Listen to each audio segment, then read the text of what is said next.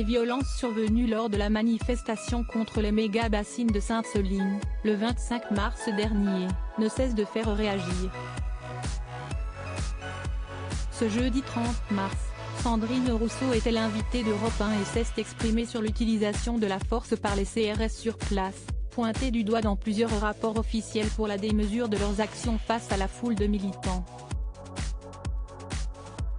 Malgré la présence de manifestants armés, la députée écologiste a rappelé la mission des forces de l'ordre de conserver la paix et de ne pas faire usage de la violence légitime dont elles disposent.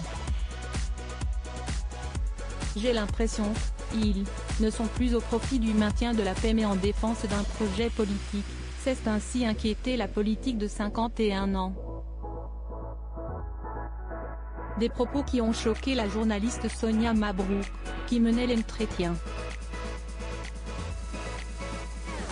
Si est si grave ce que vous dites sur les forces de l'ordre, a-t-elle ainsi insisté, s'insurgeant de la manière dont son interlocutrice essentialise la mauvaise conduite des CRS.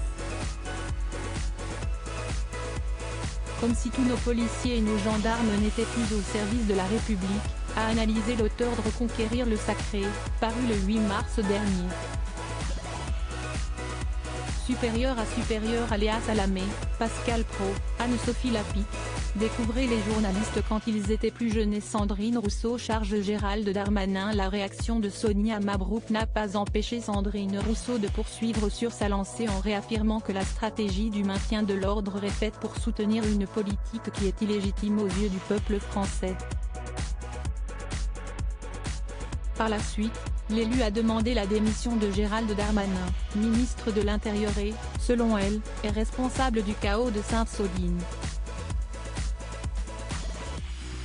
Le premier flic de France, qui réfute tout usage disproportionné de la force ce jour-là, sera par ailleurs auditionné à l'Assemblée nationale dans les jours qui viennent. La députée parisienne a également déclaré qu'elle souhaitait que le groupe écologiste se saisisse de la question pour réclamer une mission d'enquête qui permettrait de comprendre les conditions dans lesquelles ont eu lieu les heurts. Crédit photo, capture d'écran Europe 1.